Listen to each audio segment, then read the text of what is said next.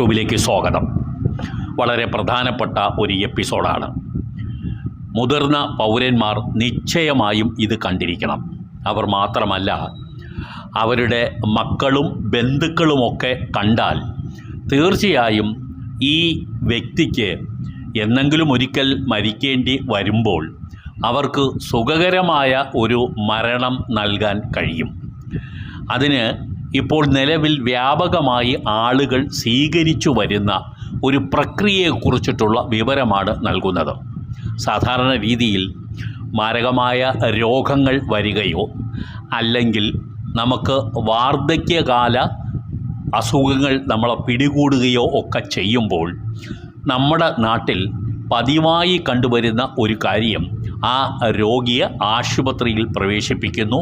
തുടർന്ന് ആശുപത്രിയിലെ ഡോക്ടർമാർ നിർദ്ദേശിക്കുന്ന പ്രകാരം പലതും നമ്മൾ